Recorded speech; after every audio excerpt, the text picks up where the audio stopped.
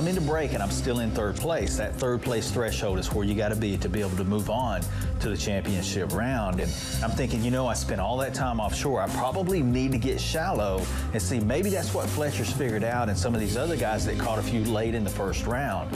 I'll let you talk for TV. No, I'm tired of talking TV right now. Yeah, we got plenty. What's that? Yeah, I'll turn the TV off. We're done for a minute.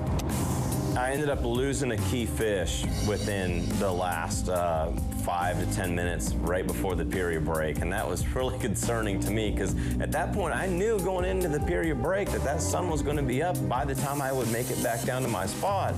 Broke a rod on a 10-pounder, man.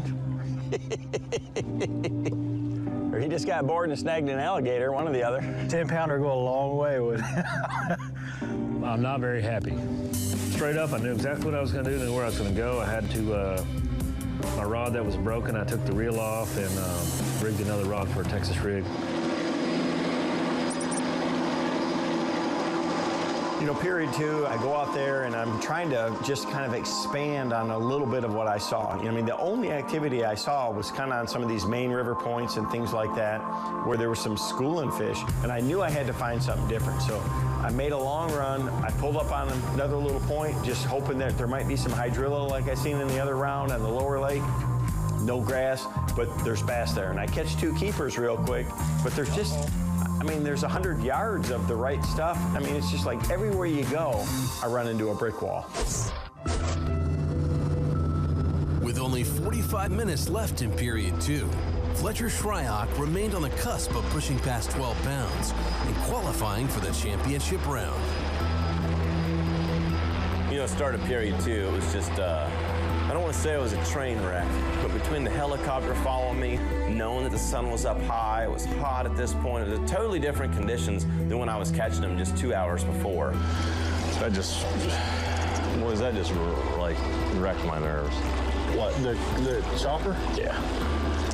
It's TV, man. You're the leader.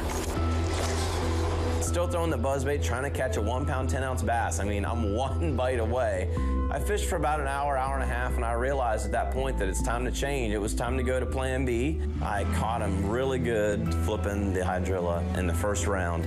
I decided to run to some matted hydrilla that I saw just running down the river. So I pull up there. It didn't take long and got a ferocious bite. You know, he was a little guy, but I thought he might be enough to get me where I needed to be. I only needed a 1.10 pounds, and that guy weighed a 1.9 pounds. You gotta be kidding me.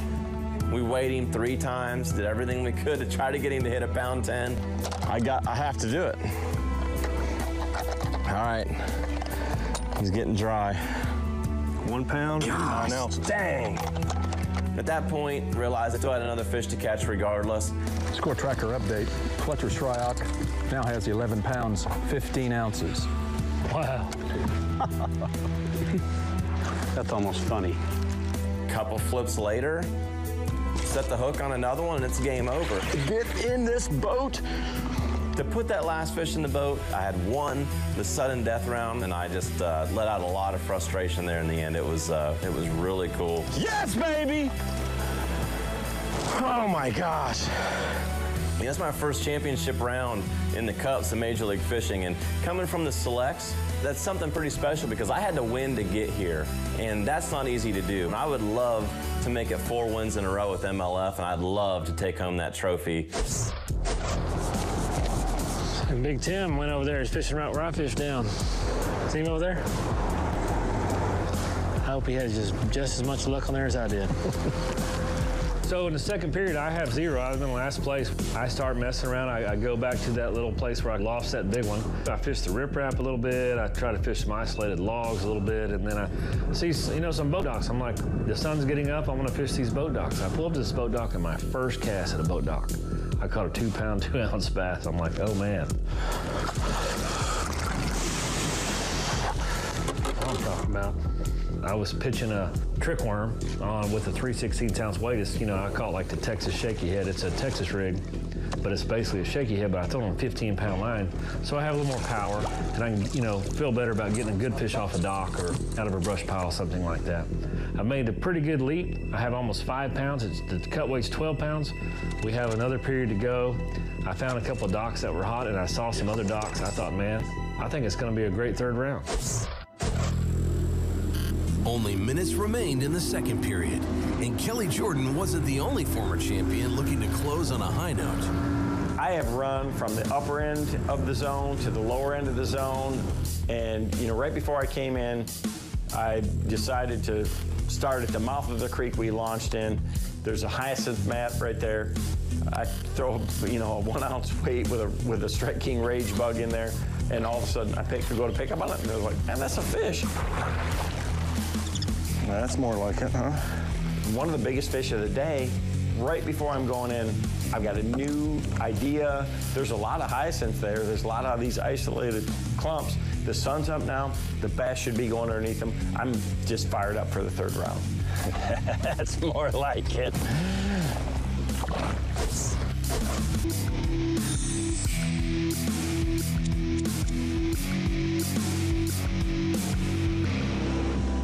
The second break is where we get lunch, so that's always a pretty important one, but lo and behold, we're way up the lake again, so we have to hurry back, and I think that's the fastest lunch I've probably ever ate in my life. I mean, all of us literally had like 5 minutes to eat our lunch, and off we go again. I've had my chances.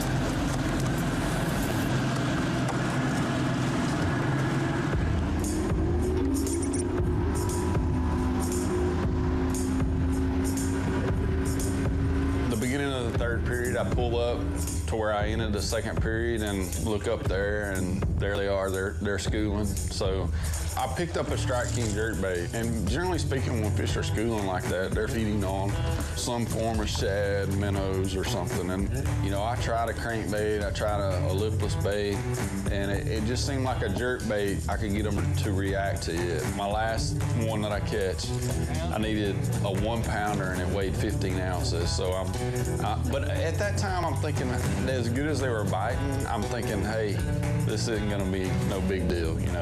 I'm going to catch another 12-incher pretty quick. Despite starting the final period in last place, Tim Horton wasn't giving up on making a run at the championship. We go into that last round, and I knew how I had been fishing all day was a gamble. I spent probably 2/3 of my day offshore, and I'm thinking I've got like an hour and a half left. I'm not going to catch singles and catch back up. I was already in last place. So I go out and I just get that Z-Boss 20 and I just start going down those ledges. I had just got a score tracker update and I was exactly 3 pounds out of third place. We got a school of them here. I make another cast and we catch a 214 and it just starts rolling. It just starts happening. Oh, yes. And then we get a score tracker update, and I've jumped into third place ahead of Kevin by more than a pound. And it just kept happening, kept catching some. And I got within 30 to 45 minutes left to be able to catch one more to go out, and I thought, man, it's going to happen. Dead on it. There's just a load of them there. I know Todd got to catching them early in the round, and he's got 11-15. That is brutal. I've been there, so I know what Todd was feeling.